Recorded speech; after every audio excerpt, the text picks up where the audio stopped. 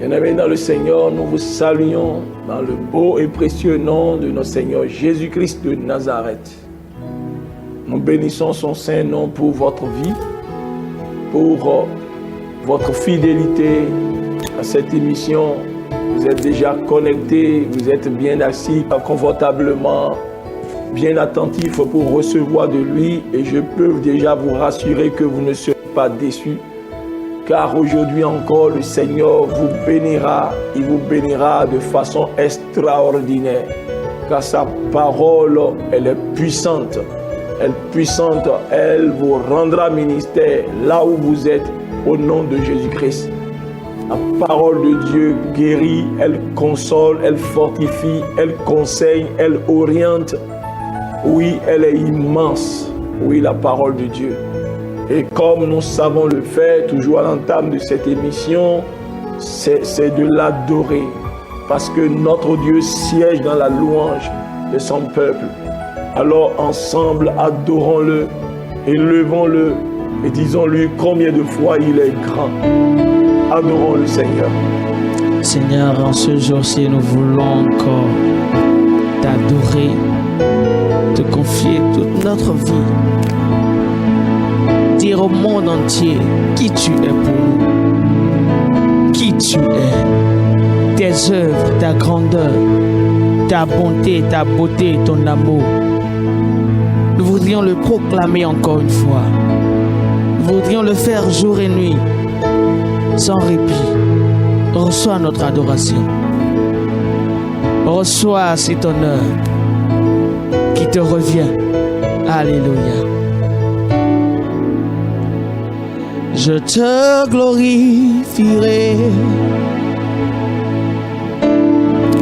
et je t'exalterai. Toujours je chanterai sur la terre des hommes. Je parlerai de toi. Je porterai ma voix. Toujours je chanterai Jésus, ce nom qui sauve.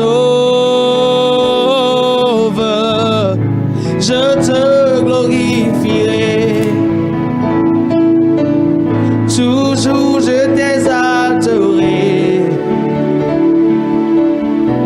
Toujours je te chanterai sur la terre des hommes. Je parlerai de toi. Oh oui, je porterai ma croix. Toujours je chanterai. Jésus, ce nom qui sauve, de ce nom qui sauve, je te glorifierai dans le monde entier et je t'exalterai. Seul ton nom j'exalterai, toujours je chanterai. Oh, tant que je vivrai.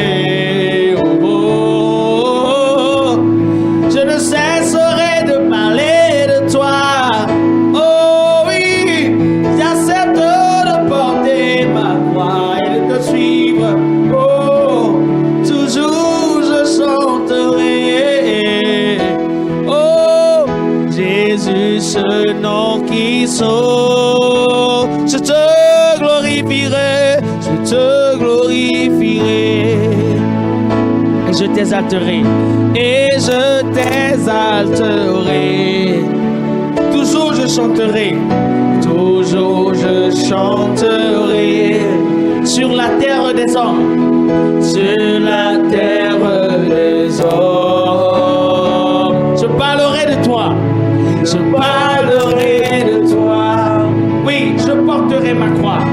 Je porterai ma croix. Toujours je chanterai. Toujours je chanterai. Jésus, ce nom qui sauve.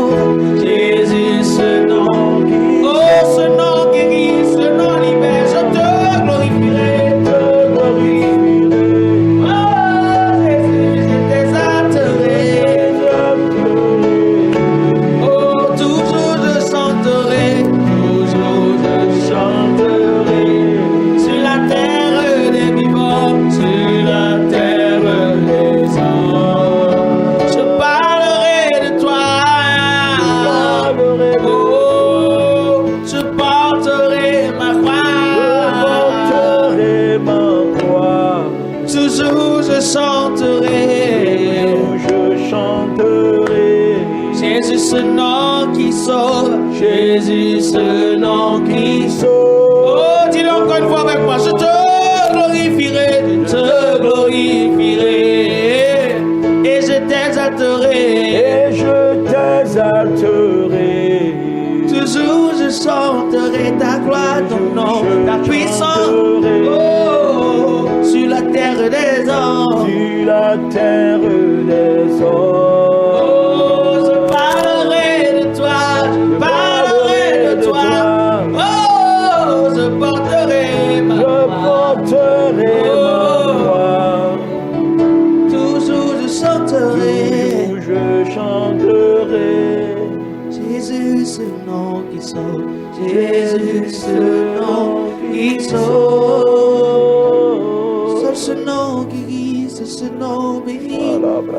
C'est ce nom élève. C'est ce nom délivre. C'est ce nom affranchi. C'est ce nom j'ai choisi d'élever. C'est de ce nom j'ai choisi de parler toute ma vie.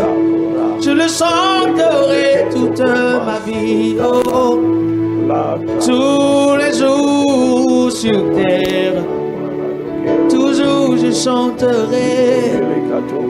Oh, je prendrai ta charge qui est légère pour moi. Toi, tu prendras la mienne. Oh, je ne cesserai de chanter ton nom. Je ne cesserai de magnifier ton nom. Oh, oh, oh, oh. Toujours je chanterai. Jésus, ce nom qui sauve. Jésus, ce nom qui sauve. Je parlerai de toi. Je parlerai de toi. Je porterai ma croix. Je porterai ma croix. Toujours je chanterai. Toujours je chanterai. Jésus, ce nom qui sauve. Jésus, ce nom qui sauve. Je parlerai de toi. Je parlerai de toi. Je porterai ma croix. Je porterai ma croix. Je chanterai. Je chanterai. Jésus, ce nom qui sauve. Jésus, ce nom qui sauve. Oh oui, Seigneur, nous chanterons ton nom, car ton nom est le nom qui sauve. Il n'y a pas de nom sous ce ciel par lequel l'homme sera sauvé. Il n'y a que toi. C'est pourquoi, Seigneur, nous t'adorons, nous te glorifions. À la mention de ton nom, tout genou fléchit dans les cieux, sur la terre, sous la terre, et toute langue confesse que tu es Seigneur, parce que tu règnes et ton règne est éternel.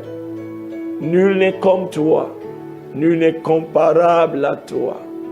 Nous avons cherché de l'Orient jusqu'à l'Occident, du septentrion au Midi. Tu n'as pas ton pareil. Tu es Dieu et tu es pour toujours Dieu. Gloire, louange, majesté à ton nom au siècle des siècles. Merci déjà pour ta présence glorieuse. Merci Seigneur pour les bénédictions que tu as déjà préparées pour tes enfants. Père, nous te disons merci pour tout. Reçois la gloire, l'honneur au nom de Jésus-Christ de Nazareth. Amen. Que Dieu nous bénisse. Que Dieu te bénisse, toi qui viens de l'adorer, ouais, de tout ton cœur. Parce que la véritable adoration doit jaillir de ton cœur.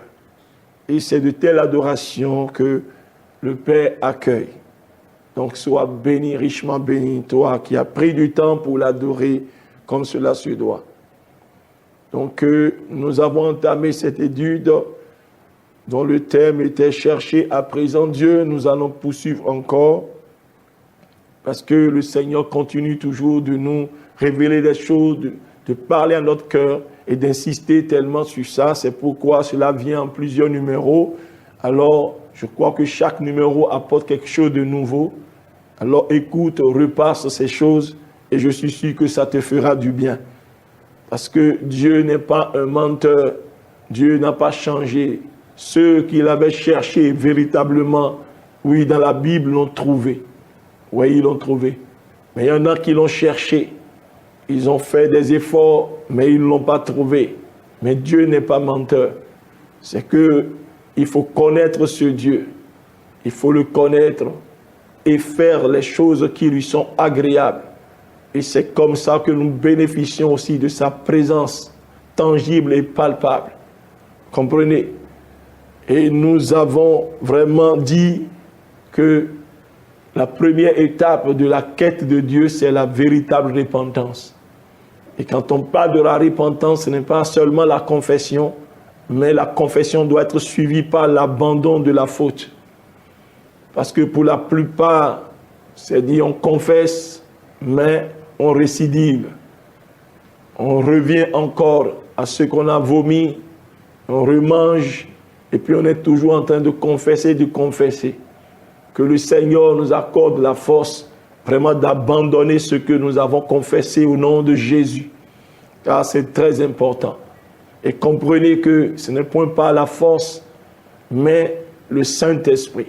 Et le Saint-Esprit a besoin d'une forte et bonne volonté venant de vous pour opérer dans votre vie.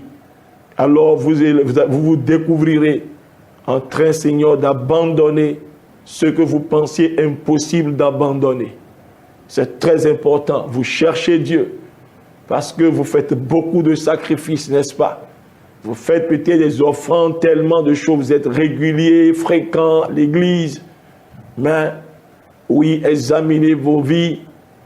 Présentez vos vies vraiment à la lumière de la parole, au scanner du Saint-Esprit, afin qu'il vous dicte des choses peut-être cachées, des choses qui sont devenues des caractères dans vos vies qui déplaisent tellement au Seigneur.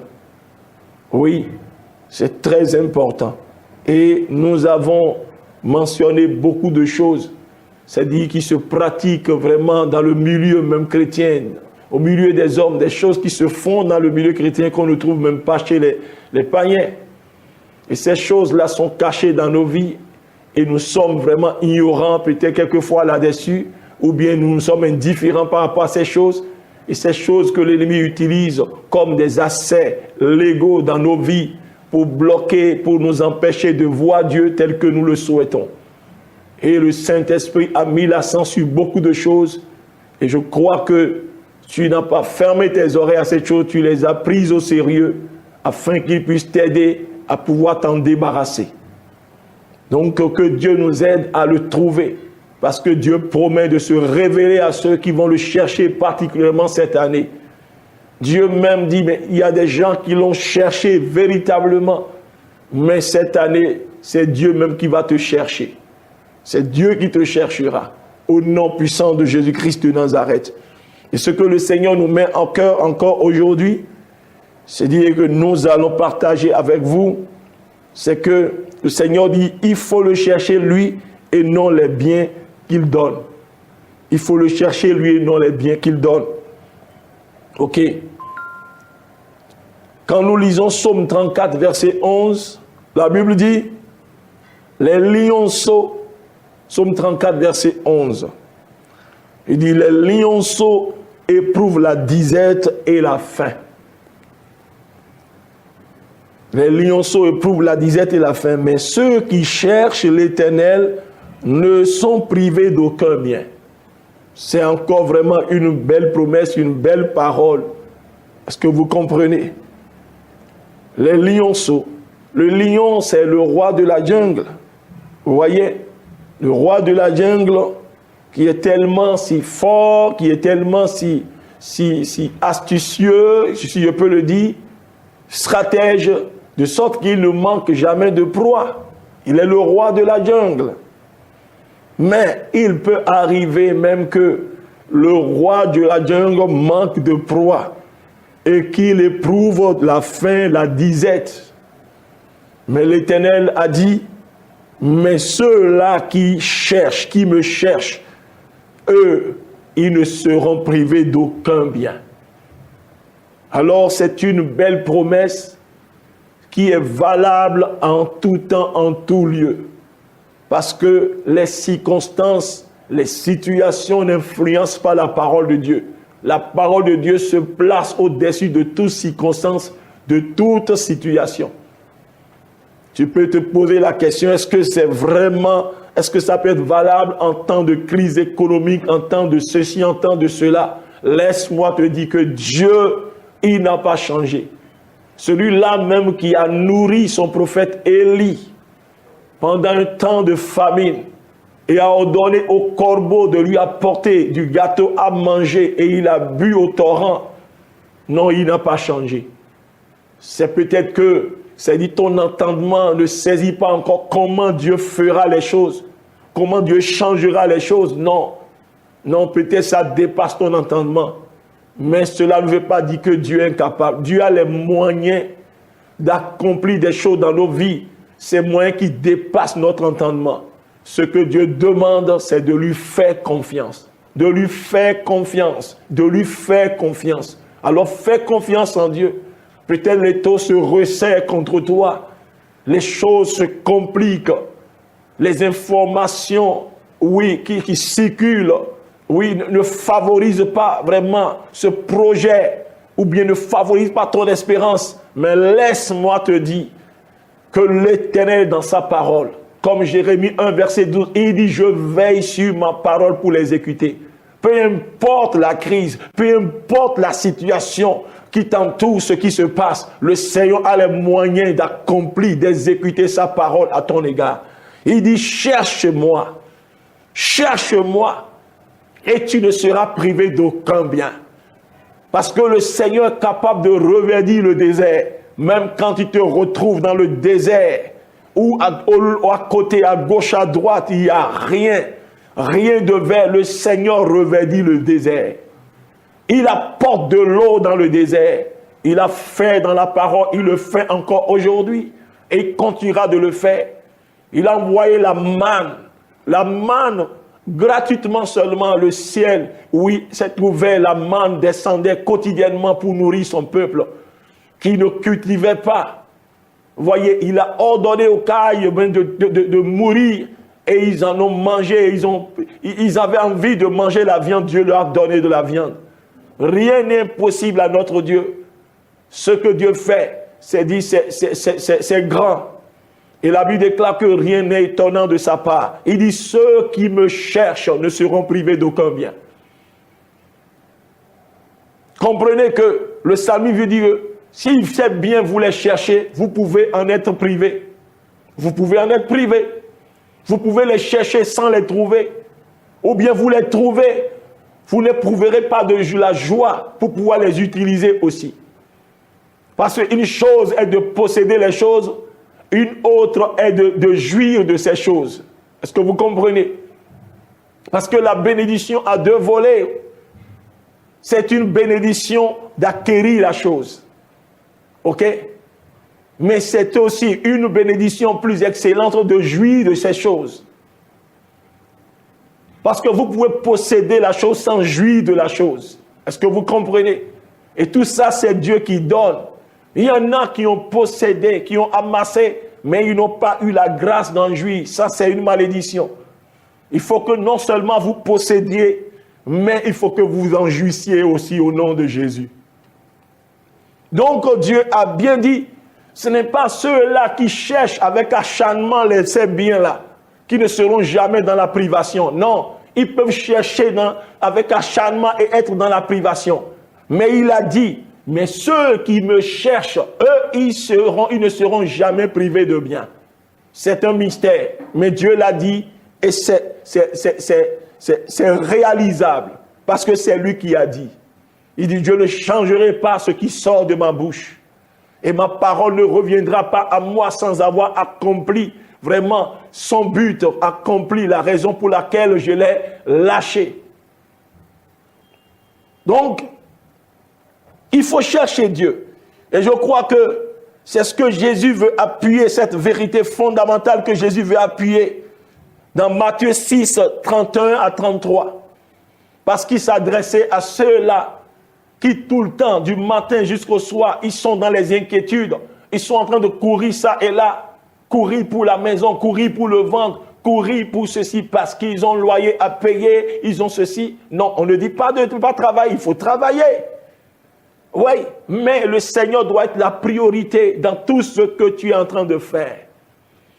Parce que si le Seigneur n'est pas la priorité et que tu es focalisé seulement sur le gain, c'est-à-dire que tu peux l'obtenir à tout prix. Pas les moyens qui te compromettent, pas les moyens qui ne glorifient pas le Seigneur, pourvu que tu saisisses, pourvu que tu amasses. Non, mais si le Seigneur est au centre de ta vie, alors tu seras conduit par l'esprit de justice dans ton travail, dans tout ce que tu fais. Est-ce que vous comprenez? Donc, il y en a qui sont toujours dans les courses, infatigables. Et des fois, ils arrivent tout épuisés, ils dorment, ils se relèvent le matin et puis sont dans la course.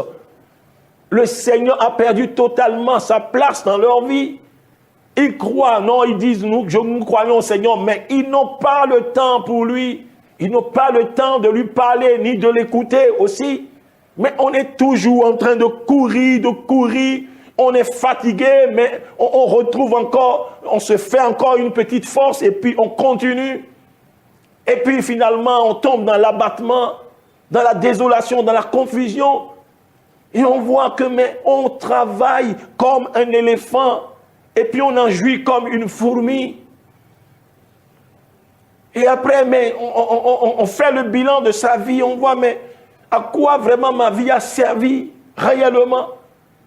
Beaucoup de grands hommes bien-aimés dans ce monde ont fini leur vie.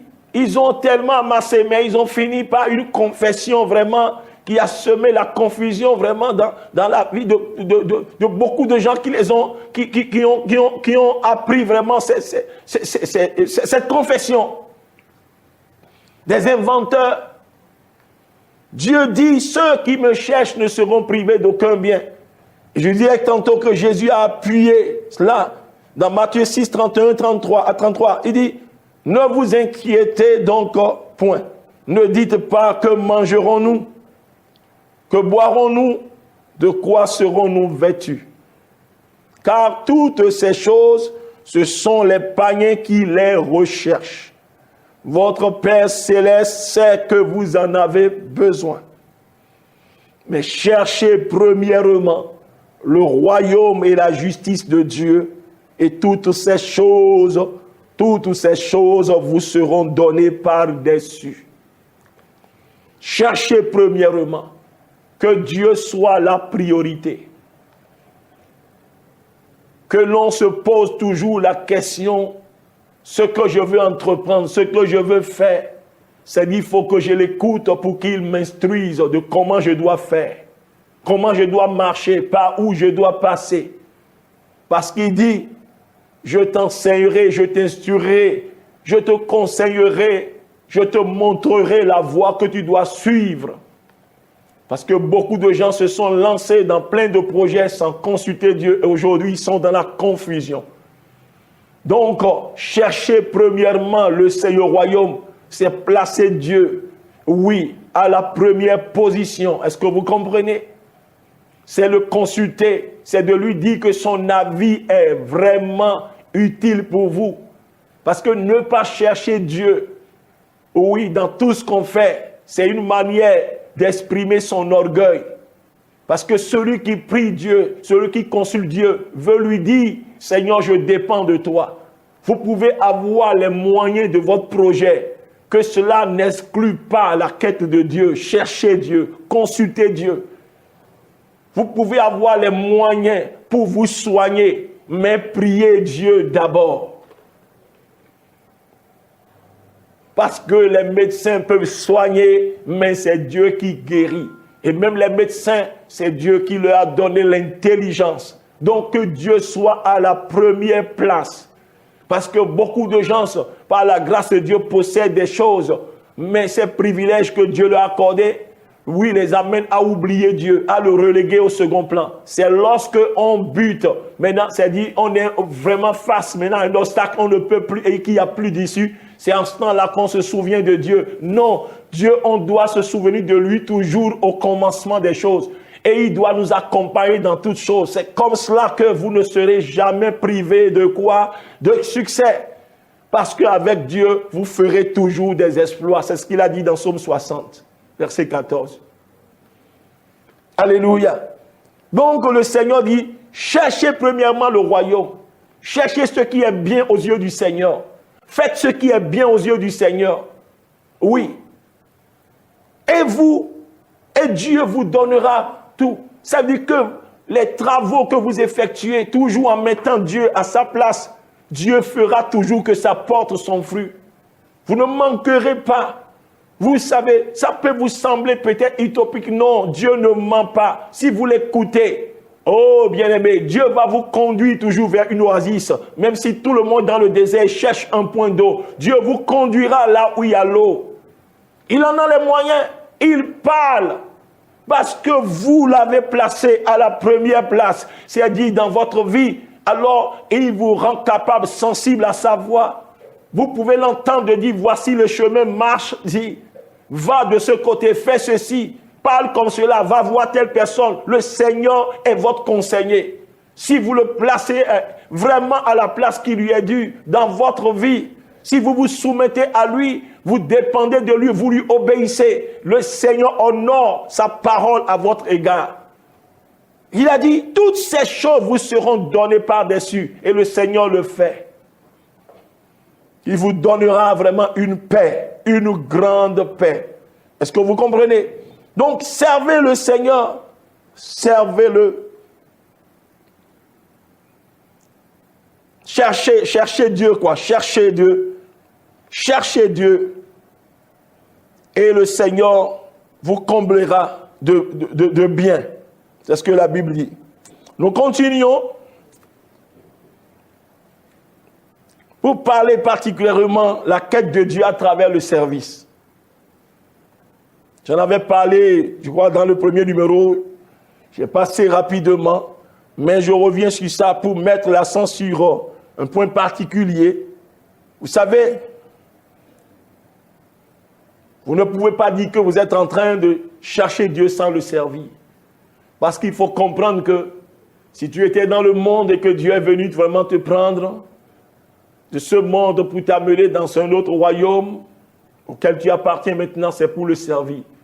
Dieu a dit à Moïse, oui, à cette époque, va, fais sortir mon peuple de la captivité, de l'esclavage, fais-le sortir d'Égypte afin qu'il vienne me servir. Donc Dieu nous a arrachés, nous a libérés de sous le service d'un autre maître, Satan, et Dieu nous a amenés à son service. Donc Dieu nous a créés également pour le servir. Est-ce que vous comprenez? Si vous ne servez pas Dieu, c'est comme si vous avez raté votre but. Le Seigneur vous a conduit à lui, vous a amené pour que vous soyez à son service. Et c'est un maître bienveillant, c'est un père bienveillant. Est-ce que vous comprenez? Donc, il faut chercher Dieu dans le service, à travers le service. Qu'est-ce que la Bible dit? Parce qu'il y a une grande bénédiction. Qu'est-ce que la Bible dit dans Exode 23, verset 25? La Bible dit, vous servirez l'Éternel, votre Dieu, et il bénira votre pain et vos eaux. Et j'éloignerai la maladie du milieu de toi.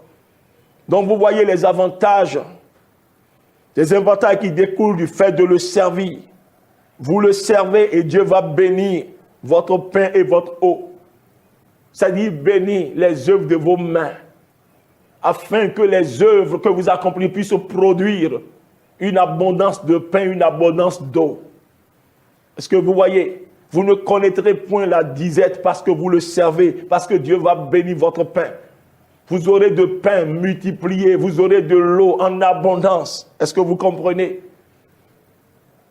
Le Seigneur pourvoira vos besoins à tous égards. Et qu'est-ce qu'il fait encore? Il dit qu'il éloignera la maladie du milieu de toi. Donc, il bénit les œuvres de tes mains et il te préserve également de la maladie. Parce qu'une des choses qui dilapide nos bénédictions, qui gaspille nos bénédictions, c'est la maladie.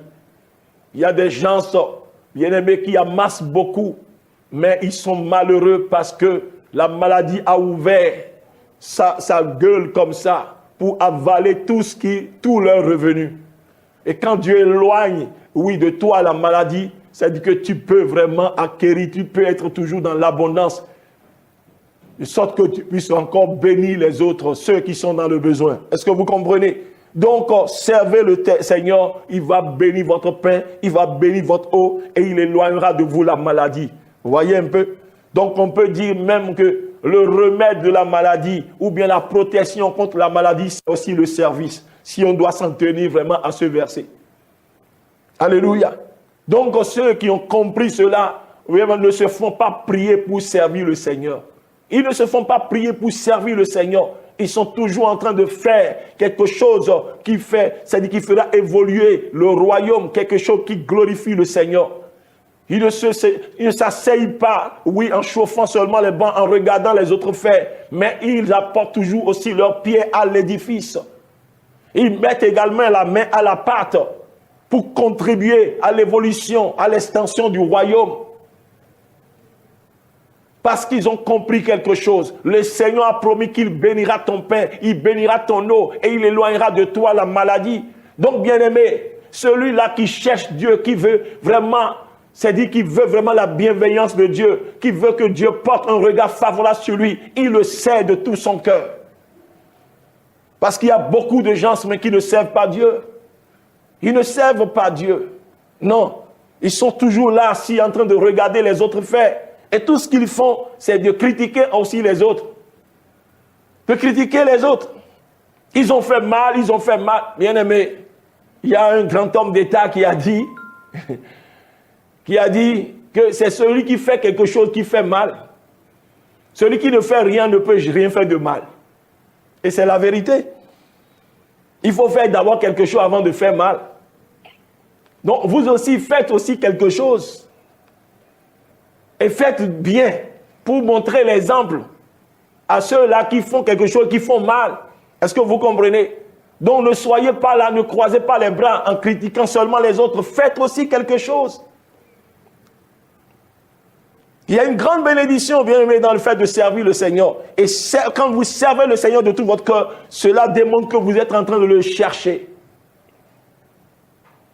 Qu'est-ce que la Bible a dit dans Malachie 3? À partir du verset 16, il dit alors ceux qui craignent l'Éternel se parlaient l'un à l'autre. L'Éternel fut attentif et il écouta. Et un livre de souvenirs fut écrit devant lui pour ceux qui craignent l'Éternel et qui honorent son nom. Verset 17, ils seront à moi, dit l'Éternel des armées, ils m'appartiendront au jour que je prépare.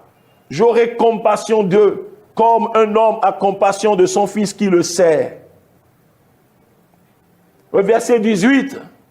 Et vous verrez de nouveau la différence entre le juste et le méchant, entre celui qui sert Dieu et celui qui ne le sert pas. Ça, c'est une promesse.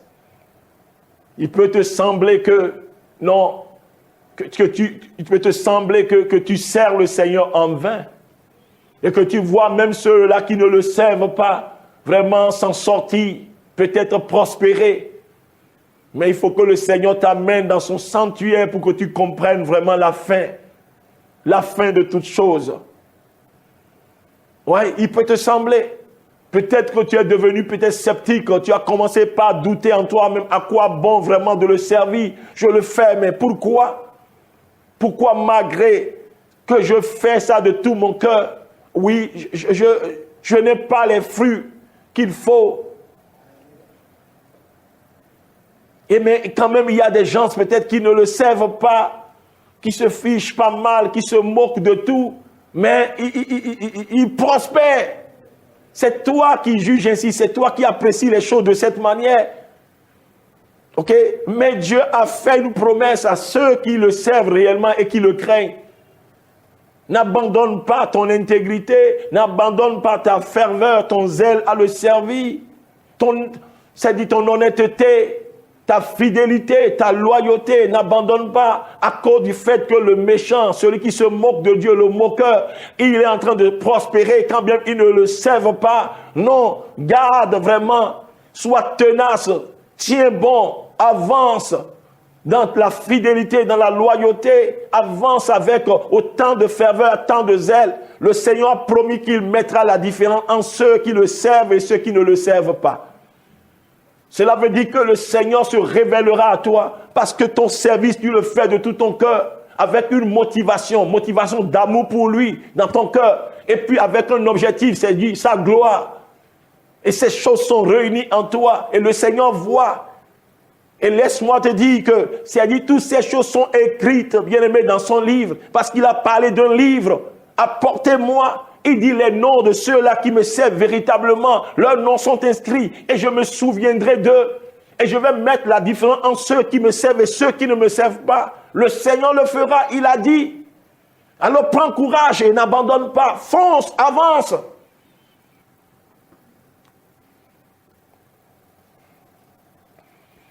Vous savez, l'une des choses que Dieu a indexé, ce que Dieu m'a dit, surtout dans notre siècle présent, dans nos communautés, dans l'Église, c'est que beaucoup de gens, aujourd'hui, au lieu de servir Dieu, ils se servent de Dieu. Parce que c'est tellement subtil que beaucoup de gens même ne s'en rendent pas compte. Au lieu de servir Dieu, ils sont en train de se servir de Dieu. Parce que c'est deux concepts différents. Dieu ne te demande pas de se servir de lui, mais Dieu te demande plutôt de le servir. Alléluia. Dieu ne te demande pas de se servir de lui, mais de le servir. Ce sont deux concepts différents. Où en es-tu? Est-ce que tu es en train de servir Dieu ou bien tu te sers de Dieu? Parce que tu peux être en train de te servir de Dieu, croyant que tu le servis, mais tu seras surpris à la fin que, mais il n'y a rien. Tu seras surpris de l'appréciation divine. Est-ce que tu recevras vraiment la formule « bon et fidèle serviteur, rentre dans la joie de ton maître ». Est-ce que tu recevras vraiment cette formule d'appréciation? Vous voyez, se servir de Dieu, c'est quoi? C'est-à-dire, on sert Dieu en visant un intérêt personnel. Se servir de Dieu, c'est servir Dieu en visant un intérêt personnel. Tu vois, ce n'est pas l'intérêt de Dieu, mais c'est l'intérêt personnel. C'est cet intérêt-là qui me préoccupe, qui te préoccupe. Est-ce que vous comprenez? C'est ça, se servir de Dieu. Se servir de Dieu, c'est obéir à Dieu quand on a une jouissance personnelle. Et il y a beaucoup de gens dans l'église, c'est lorsqu'on voit une jouissance personnelle, égoïste, c'est à ce temps-là qu'on est zélé à le servir.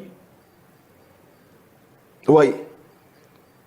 Se servir de Dieu, c'est quoi encore? C'est obéir à Dieu quand on a une jouissance personnelle. Quand on a une jouissance personnelle, quand on vise un intérêt personnel. Se servir de Dieu, c'est quoi? C'est participer à l'œuvre quand ça m'arrange, quand ça arrange mes attentes personnelles. Quand ça ne m'arrange pas, quand ça n'arrange pas mes attentes personnelles, alors que les autres le fassent, moi je ne ferai pas.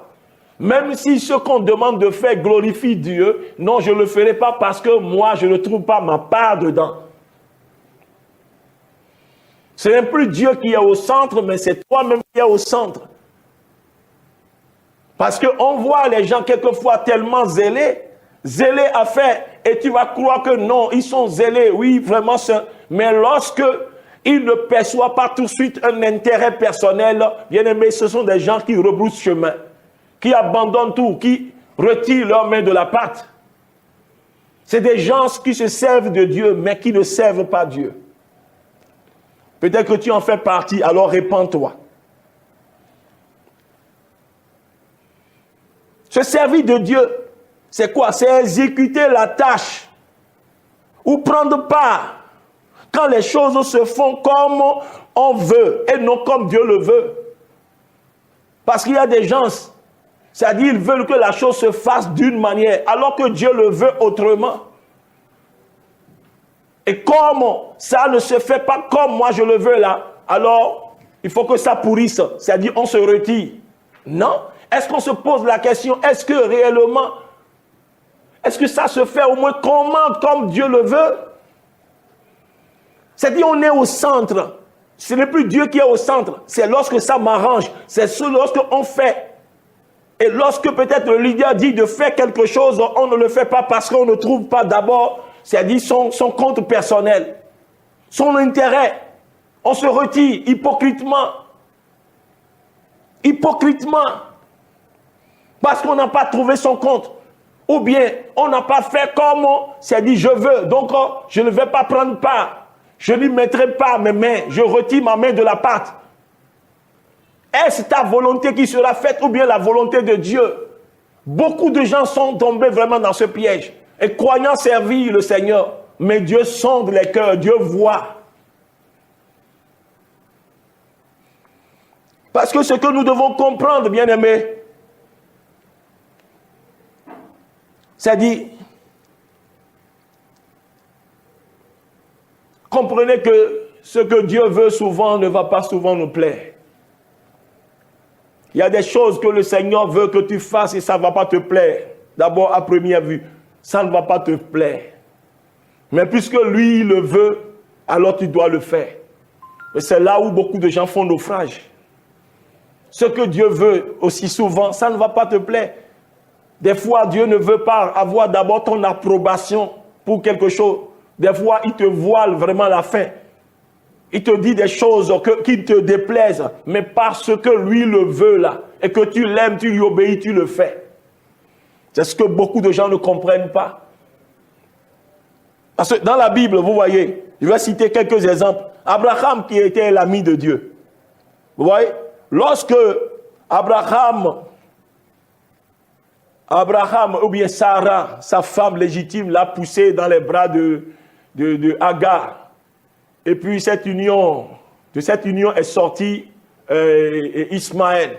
Quand Ismaël a atteint un certain âge, vous voyez, et que finalement Dieu a visité Sarah, et Sarah a eu Isaac, alors c'est Sarah là qui a cette Sarah là, qui a encouragé son mari d'aller vers sa servante Agar. Et ce qui a engendré Ismaël, c'est cette Sarah qui a demandé à Abraham de chasser maintenant Agar de la maison avec Ismaël. Vous voyez, mais c'est inhumain, vous allez dire, c'est écœurant. Comment Sarah pouvait dire à Abraham, n'est-ce pas elle qui a poussé Agar dans les bras d'Abraham? Et maintenant un enfant en est sorti. Et maintenant qu'elle a eu son enfant maintenant là, c'est elle qui demande maintenant de chasser. Non, c'est injuste, ce n'est pas normal. C'est ce que toi et moi nous dirions. Un homme normal raisonnerait de cette manière. Mais Abraham était aussi était indigné par cette décision, bien par cette proposition quand même de sa femme Sarah. Mais lorsqu'il a consulté Dieu, Dieu a donné raison à Sarah. Et Abraham, bien qu'il ne veut pas, c'était un homme qui obéissait à Dieu, il a fait. Il a chassé effectivement Agar et son enfant de la maison. Bien-aimés, comprenez que ce n'est pas toujours ce que vous voulez que Dieu va vous demander de faire, mais Dieu vous demandera de faire ce que lui il veut. Et vous devez vous harmoniser avec ça. Parce que c'est là où beaucoup de gens aussi font naufrage. Il peut arriver que Dieu te dise de faire certaines choses qui te plaisent. Mais il peut arriver aussi qu'il te dise de faire certaines choses qui à première vue te déplaisent. Mais à la fin, bien, mais tu le glorifieras pour cela. Parce que Dieu voit plus loin que nous. C'est ce Dieu-là si bon qui a dit à Jérémie, nous n'allons pas citer les passages ici, il dit tu ne dois pas prendre de femme vraiment ici. Tu ne dois pas prendre de femme dans ce pays-là, sinon elle mourra. Ah! Comment Dieu peut dire à son prophète, tu ne prendras pas de femme? Va-t-il rester célibataire? Alors qu'il envisageait de prendre une femme et Dieu dit, toi, tu ne prendras pas de femme, si elle mourra. Alors, même si peut-être il avait des yeux pour une femme, pour une jeune femme, et puis dans sa tête, dans sa pensée, il envisageait vraiment la prendre comme épouse, et que vraiment l'ordre divin arrive comme ça, Jérémie, tu ne prendras pas de femme, alors bien aimé, imaginez-vous ce qui va se passer en lui. Il peut braver vraiment cet ordre, n'est-ce pas, ce commandement, et aller prendre une femme. Et la femme mourra, effectivement, comme le Seigneur le lui a dit. Mais en obéissant à Dieu, bien-aimé, il ne prendra pas. Ne pensez pas que Dieu va vous tout dire toujours ce que vous aimeriez entendre. Non, c'est là où beaucoup de gens ont fait naufrage. Dieu lui a dit, tu ne prendras pas de femme. Venons-en à Ézéchiel. Ézéchiel, lui, il a sa femme, qu'il aimait très bien. Il aimait beaucoup sa femme. Et Dieu même a reconnu dans Ézéchiel 23, je crois. Mais un jour, Dieu lui a dit, tu vois Ézéchiel, tu aimes ta femme très bien. Et elle fait la joie de ton cœur. Mais je vais te la ravir. Cette femme va mourir afin que je donne un signe à mon peuple. Afin que je donne un signe à mon peuple. Pour leur montrer que ce que vous affectionnez tant, ce que vous aimez tant là, sans vous soucier de moi, sans vous soucier même de mes commandements, je peux vous l'arracher. Vous pouvez perdre cela. Et je me dis, mais Seigneur, ne trouves-tu pas autre chose pour donner un signe à ton peuple? Faut-il que la femme que toi-même tu as dit que ton serviteur aime beaucoup là, il faut que tu le lui arraches d'abord? Mais Dieu n'a pas de compte à rendre à quelqu'un. Mais laissez-moi vous dire, tout ce qu'il fait est bon. C'est nous qui ne voyons pas très loin. Mais nous devons lui obéir. Dieu ne va pas toujours te demander ce qui te plaît. Beaucoup de gens ont fait naufrage. Ils ont court-circuité leur marche avec Dieu parce qu'ils ont voulu d'abord voir ce qui leur plaît d'abord avant de rentrer vraiment dans le plan de Dieu.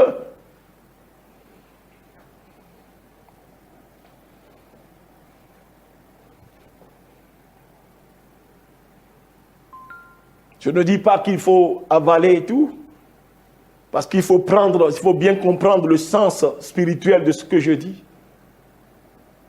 C'est-à-dire, il faut qu'on soit en mesure, c'est-à-dire de discerner la voix qui nous parle, que c'est Jésus, c'est Dieu qui nous parle, et que nous devons vraiment obéir. Osée également, le prophète Osée, lui, il lui a été demandé, toujours que Dieu veut donner un signe à son peuple. Dieu lui dit, tu vas prendre une femme prostituée.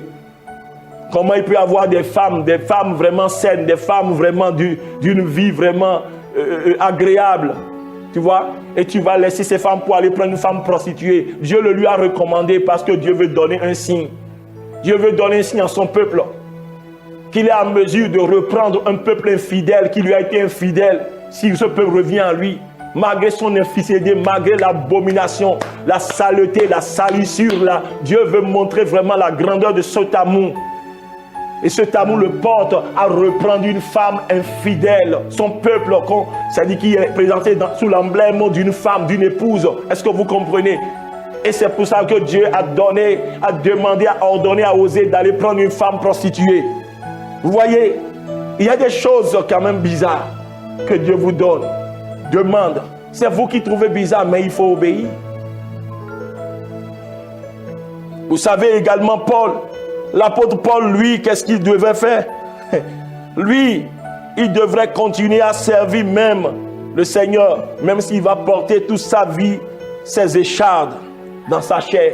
Cette maladie, Dieu a dit, non, je ne te guérirai pas de cela. Ma grâce te suffit. Et il a porté ça toute sa vie. Mais cela n'a enlevé rien, oui, à son zèle, servir le Seigneur. Il servait le Seigneur. Aujourd'hui, nous avons des raisons, plein de raisons pour ne pas le servir. Faisons attention. Dieu ne va pas toujours nous demander ce qui nous plaît. Il arrivera, bien, mais dans sa volonté qui nous demande des choses qui ne nous plaisent pas. Mais nous devons lui obéir. Mais sachez qu'à la fin, nous le glorifierons parce qu'il connaît toutes choses, il sonde les cœurs, il voit tout. à l'avance. Avant même de commencer, Dieu avait déjà fini. Alléluia. Souvenons-nous plutôt de Jésus lui-même. Jésus devrait aller inévitablement à la croix selon sa volonté, selon la volonté exclusive de son Père. Lui-même, quand vous lisez vraiment dans le jardin de Gethsémane, il voulait, bien aimé, il a sa propre volonté, bien sûr. Il voulait que le Père trouve vraiment une autre alternative pour sauver l'humanité. Mais le Père dit, il n'y en a pas d'autre. Même s'il y en a, non. La seule que j'ai choisie est que tu ailles à la croix. Tu boives cette coupe.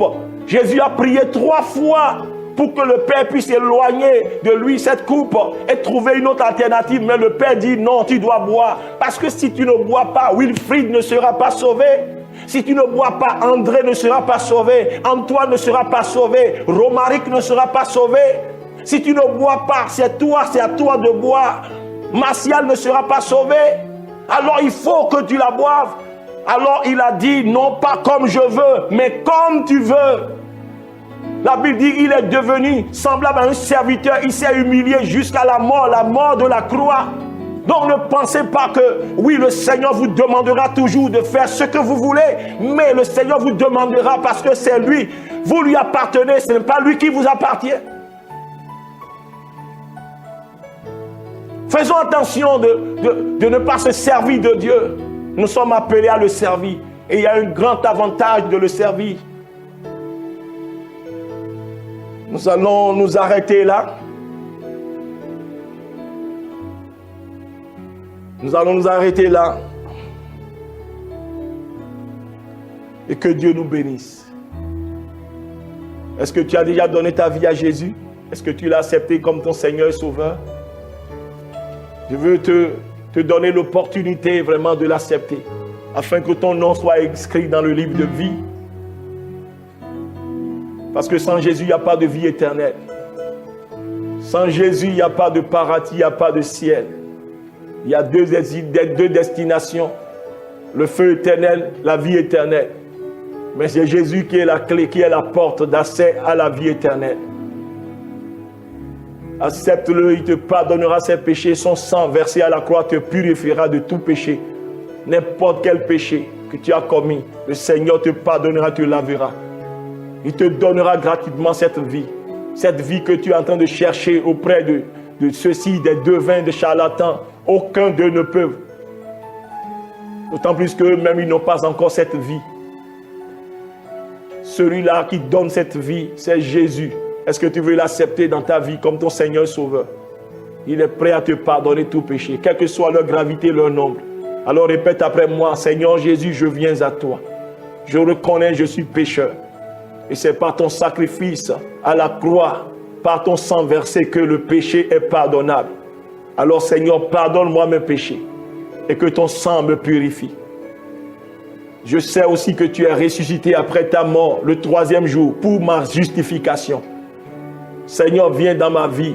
Sois mon Seigneur et mon Sauveur. Sois celui qui dirige désormais ma vie. Donne-moi ton Esprit Saint pour me conduire. Je t'appartiens. J'abandonne le monde. Je tourne le dos au monde. Et je suis à toi, Jésus. Merci parce que tu m'as sauvé, Jésus. Tu as sauvé mon âme. Merci au nom de Jésus. Tu as fait cette prière. Alors laisse-moi te dire que, tu ne peux pas savoir. Quelque chose s'est produit. Ton nom est inscrit dans le livre de vie. Le Seigneur t'a agréé. Il t'a pardonné. Il t'a purifié. Tu es devenu maintenant une nouvelle créature si tu l'as fait de tout ton cœur.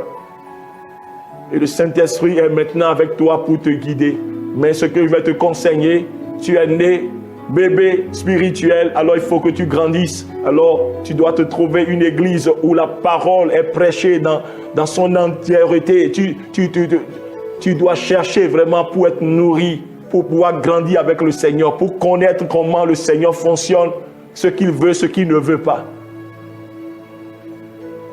Alors pour cela, il faut quand même que tu appelles le numéro ou bien tu vois, que le Seigneur te dirige pour cela. Laisse-moi prier pour toi, Père. Je veux te dire merci pour ces bien-aimés. Seigneur, nous te les confions. Garde-les dans le creux de ta main. Qu'ils t'appartiennent et que rien ne les ravisse à toi, Papa. Que ta main puissante, Seigneur, soit sur leur vie. Et nous prions pour tous ceux-là qui nous ont écoutés. Seigneur, tu as parlé longtemps, tu as conseillé, tu as orienté. Permets que ces paroles, Seigneur, puissent trouver vraiment sa juste place dans leur vie et que leur vie soit transformée pour ta gloire. Seigneur, ouvre les yeux à celui qui se sert de toi et qui ne savait pas, qu'il comprenne et qu'il, change d'attitude et qu'il commence par te servir dans le nom de Jésus. Et souviens-toi de ce que tu as dit, que ceux qui te servent, tu vas bénir leur pain, leur eau, et tu vas éloigner de la maladie. Parce qu'ils ont pris la décision maintenant de te servir, de te chercher à travers leur service. Alors Seigneur, au nom de Jésus-Christ, je maudis maintenant la disette, la pauvreté, la misère qui les accable. Je les éloigne de leur vie maintenant. Reçois maintenant l'abondance de l'Éternel. Reçois son abondance maintenant au nom de Jésus. Que toute maladie qui t'accablait maintenant, au nom de Jésus, cesse maintenant. Reçois la guérison qui a été fournie, pourvue par les meurtrissures de Jésus-Christ. Reçois ta guérison. Cette maladie qui t'accable, qui t'assomme, cette maladie-là qui te torture, maintenant te libère au nom de Jésus-Christ. La main du Saint-Esprit te touche maintenant à l'endroit, même pose la main là, ou bien pose la main sur ta tête et reçois maintenant la guérison. La puissance du Saint-Esprit te traverse maintenant et voici le mal est sorti, le mal te libère maintenant. Alors ce que tu ne pouvais pas faire, fais-le maintenant, car le Seigneur te guérit maintenant là où tu es. Reçois ta guérison, reçois-la maintenant au nom puissant de Jésus-Christ de Nazareth. Merci Père parce que tu nous as exaucés. Reçois la gloire. C'est au nom de Jésus-Christ de Nazareth que nous avons prié. Amen. Que Dieu nous bénisse. Et à la fois prochaine.